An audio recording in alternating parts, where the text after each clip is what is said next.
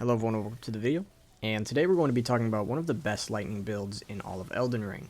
But before we get into the video, I would like to mention a few things, and that is if you guys have any specific requests on a build that you want to see in the future, just comment it down below. Whatever comment gets the most likes, or if I see a build that I particularly want to do myself, I will make a video out of that build.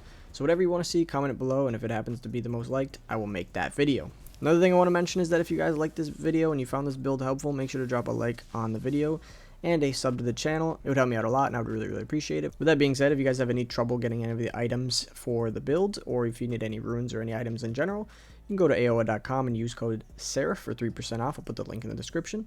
So with all that out of the way, now we're going to get into the build. The first thing we always talk about is the gear of the build. So for this one specifically, we are using two Beastman's Curved Swords. The first one is Keen, and then the second one is Lightning. On the Ash of War for the first one, I actually have the Bloodhound Step, just because I wanted a little bit more mobility and because I wanted to be able to buff it with the Vike's Lightning. And for our offhand, we have the Gravelstone Seal plus 25. This gives us bonus damage to our lightning incantations. For the fashion of the build, this is purely fashion. It's not that good, but it looks amazing. So we have the Rotten Gravekeeper Cloak, the Knight's Cavalry Gauntlets, and the Rotten Duelist Greaves. If you want to change that out, perfectly understandable because it's not great for practicality. However, for the talismans, we have Flock's Canvas Talisman. This greatly boosts the potency of incantations. Very useful for the build. Then we have the Lightning Scorpion Charm, which raises lightning attack. And then we have the Ritual Sword Talisman, which increases attack while HP is at maximum. You could sub this out for Millicent's Prothesis if you don't want to be maximum HP, or even the Rotten Winged Sword Insignia. They both are great substitutions. And then for the last talisman, we have the Godfrey Icon because it boosts charged attacks. And a lot of the spells we're going to be using are charged. For our Wondrous Physic, we have the Lightning Shroud and Crack Tier and the Thorny Crack Tier. These work very well with the weapons that we're using. Now we're going to take a look at the stats of the build. So we are level 150.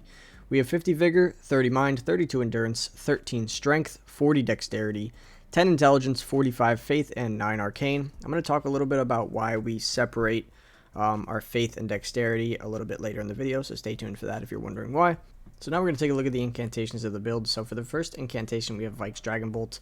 This is going to be the buff of our right-hand weapon, and then followed by Golden Vow and Flame Grant Me Strength. These are the next two buffs.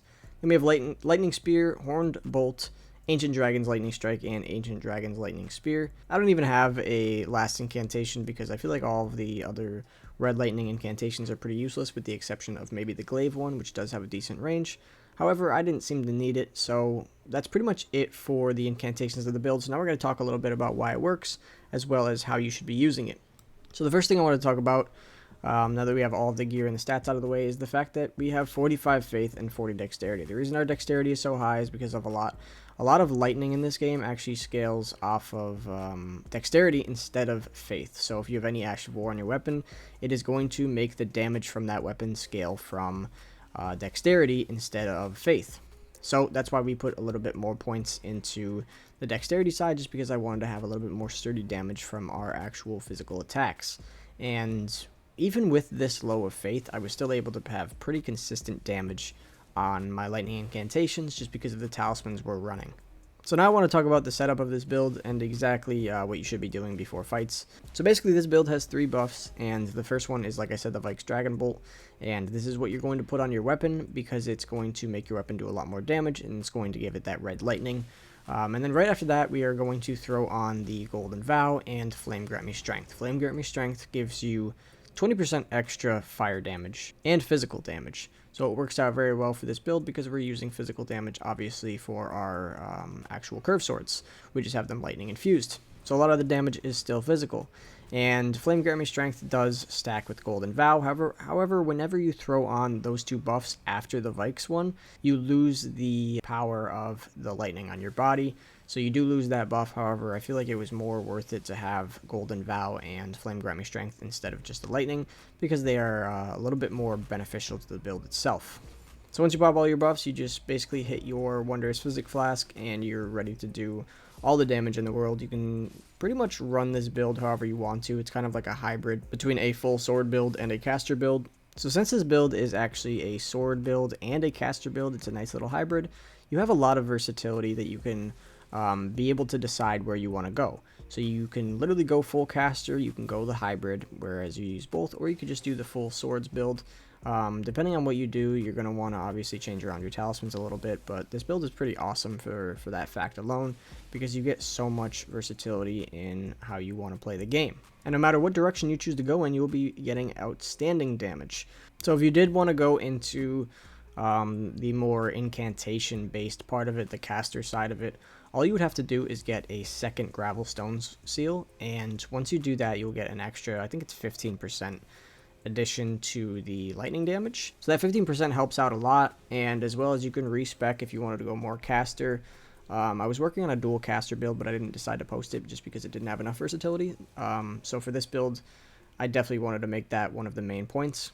So I would just put a lot more points into Faith if you did decide to go with that caster side of the build.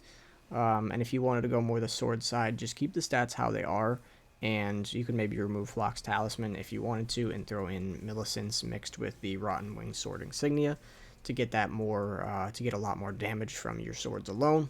However, my preferred playstyle with this was to have them evenly split so that I can get a nice amount of damage from both, and that way I was able to, if I got low health, I can back up and cast, or whatever the case may be. If I needed range to fight certain enemies, I had it, and if I wanted to get up close, I could always do that as well.